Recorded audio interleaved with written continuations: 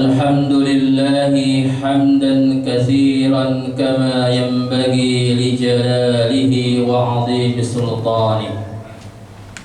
أشهد أن لا إله إلا الله وحده لا شريك له، وأشهد أن محمدا عبده ورسوله الذي لا نبي بعده. اللهم صل وسلم على نبينا محمد وعلى آله وأصحابه ومن تبعهم بإحسان إلى يوم الدين. أما بعد، فيا عباد الله، أوصيكم ونفسي بتقوى الله وطاعته، فقد فاز المتقون. فقد قال الله تعالى في كتابه الكريم: أعوذ بالله من الشيطان الرجيم. يا أيها الذين آمنوا اتقوا الله حق تقاته ولا تموتن إلا وأنتم مسلمون. صدق الله العظيم. Jamaah salat Jum'ah Masjid Al-Ikhlas yang insyaallah dirahmati Allah Subhanahu wa taala. Alhamdulillah, kita bersyukur kepada Allah Subhanahu wa taala di hari Jumat pertama di bulan Muharram 1445 Hijriah ini.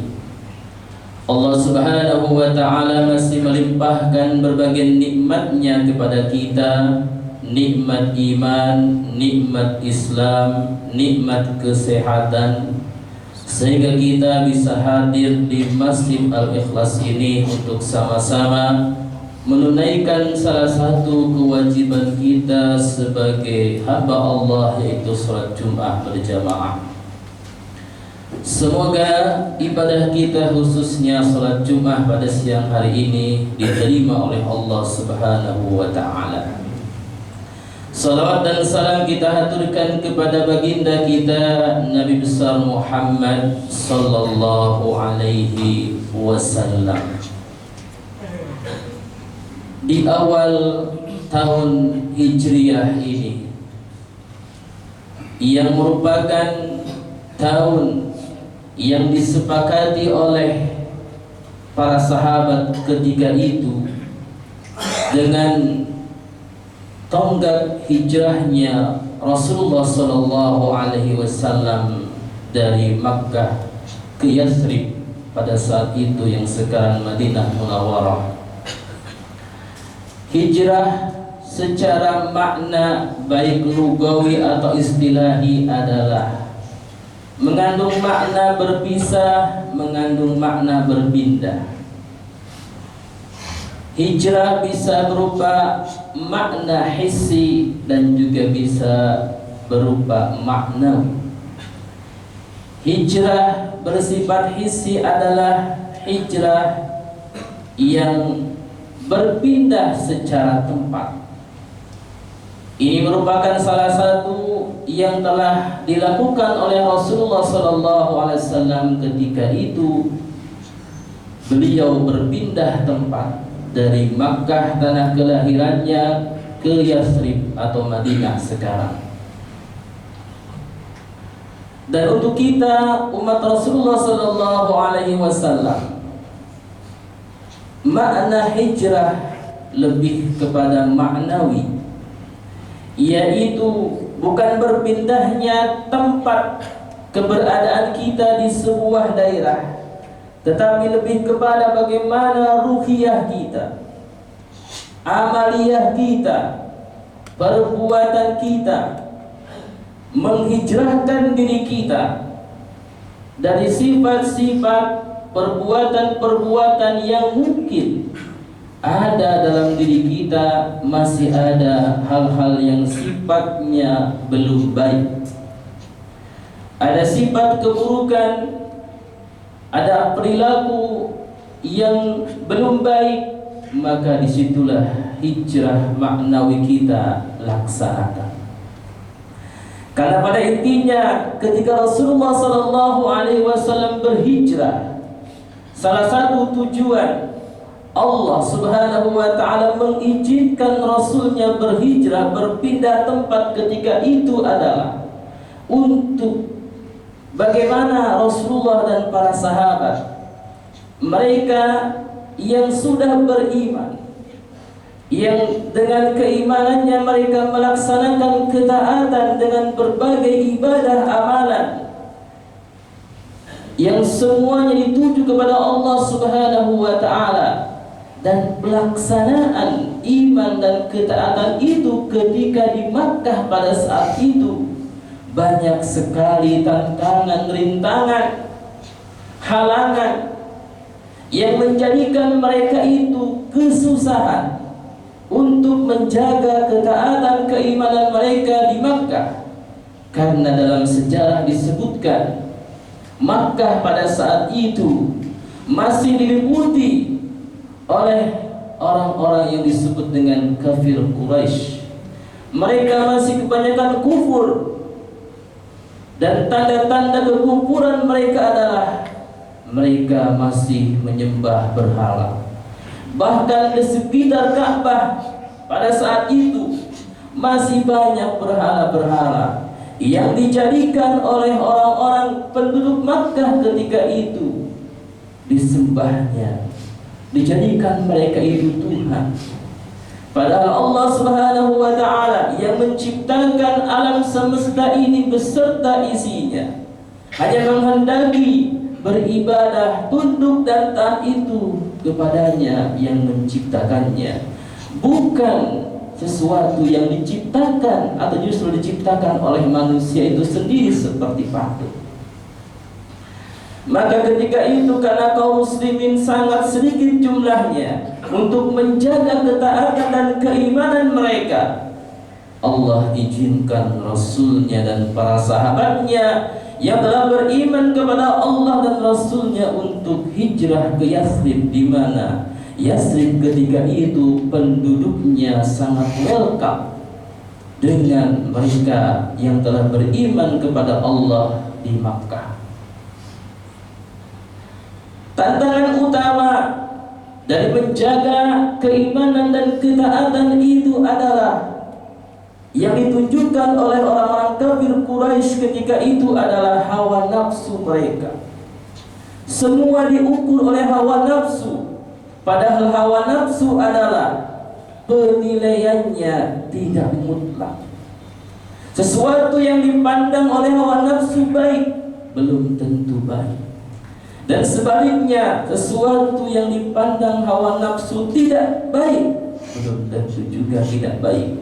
Maka Allah Subhanahu wa Ta'ala tekankan, firmankan dalam surat Al-Baqarah ayat 216, Allah berfirman, wa 'asa an takrahu syai'an wa huwa khairul lakum wa 'asa an tuhibbu syai'an wa huwa syarrul lakum wallahu ya'lamu wa antum la ta'lamun. Bisa jadi dalam pandangan hawa nafsu manusia itu tidak disukai, buruk, tetapi bisa jadi dalam pandangan Allah Subhanahu wa Ta'ala itu ada nilai kebaikan. Dan sebaliknya bisa jadi yang dipandang, dinilai oleh hawa nafsu itu bagus, indah, tapi dalam pandangan Allah Subhanahu wa Ta'ala belum tentu indah dan baik. Oleh karena itu, ketika keimanan itu digerogoti oleh hawa nafsu, maka keimanan dalam prakteknya, aplikasinya, ketaatan dengan beramal ibadah kepada Allah Subhanahu wa Ta'ala itu nanti akan terhalang. Amal ibadah manusia yang diiringi dengan hawa nafsu nanti ibadahnya tidak akan sempurna, bahkan keikhlasannya juga akan terkikis.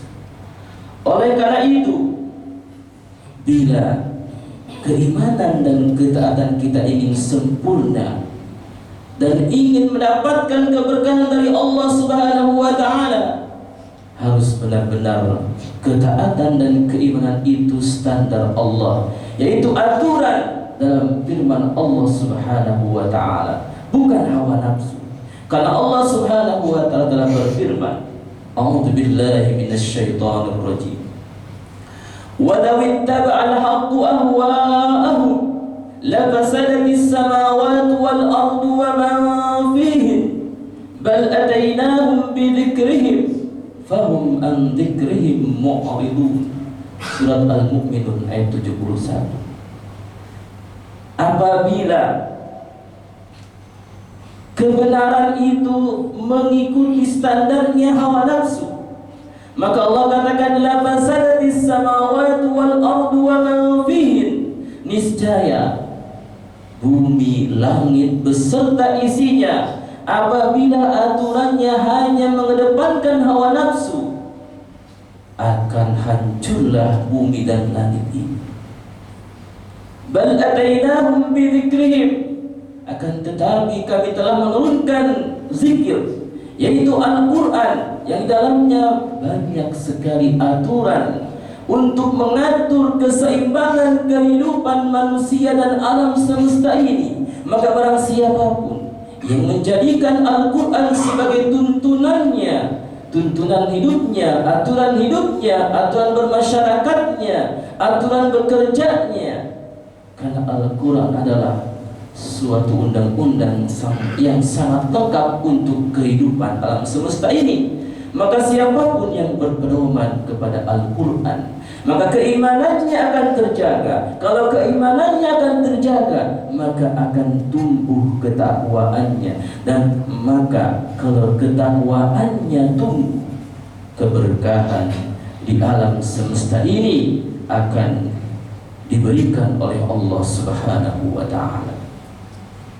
Oleh karena itu, dalam khutbah yang singkat ini, semoga dengan hijrah yang telah diizinkan oleh Allah kepada Rasulnya dan diaplikasikan oleh Rasulnya dari Makkah ke Yathrib, dari Makkah ke Madinah saat itu, bisa menjadikan makna hijrah secara maknawi, mendidik pribadi kita, melihat potensi yang ada dalam diri kita, sejauh mana kebaikan dan keburukan yang ada dalam diri kita. Maka apabila masih banyak keburukan dalam diri kita, marilah hijrah, marilah kita pindahkan keburukan, kita tinggalkan, beralih kepada kebaikan. Insya Allah kebaikan yang kita lakukan akan mendapatkan keberkahan dari Allah Subhanahu wa ta'ala. Barakallahu li wa lakum fil Qur'anil Karim, wa nafa'ani wa iyyakum bima fihi minal ayati wad dzikril hakim, wa taqabbalallahu minni wa minkum tilawatahu innahu huwas sami'ul 'alim, fastaghfiruhu innahu huwal ghafurur rahim.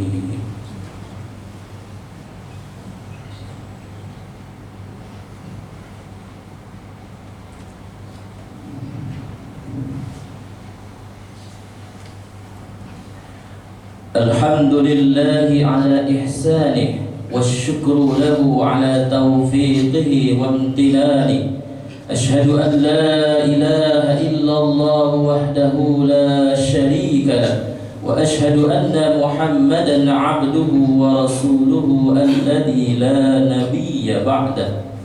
Allahumma salli wa sallim ala nabiyyina Muhammadin wa ala alihi wa ashabihi wa sallim tasliman katsira, amma ba'd.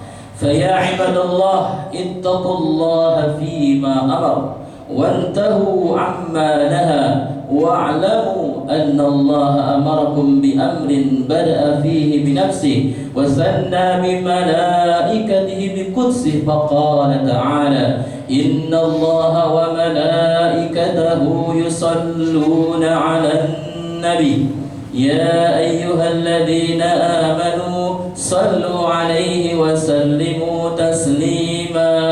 Allahumma salli 'ala Muhammad wa 'ala ali Muhammad محمد وارض اللهم عن الخلفاء الراشدين أبي بكر وعمر وعثمان وعلي وعن بقية الصحابة أجمعين وعن التابعين وتابع التابعين وارض عنا معهم برحمتك يا أرحم الراحمين.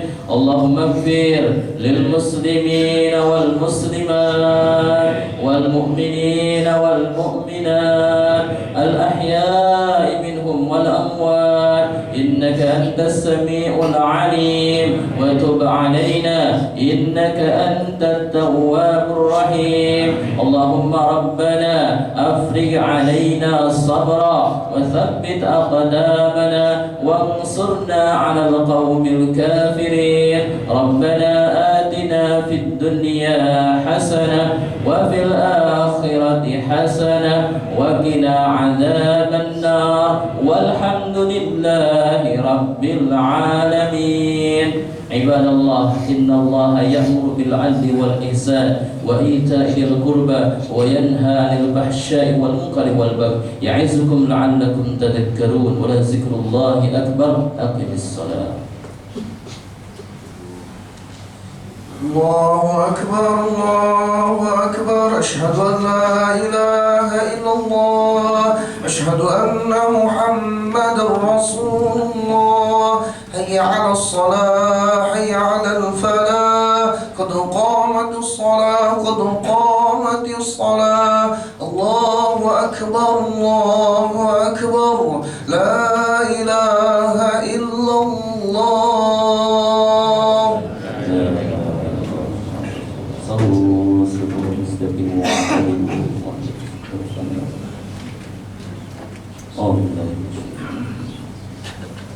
Allah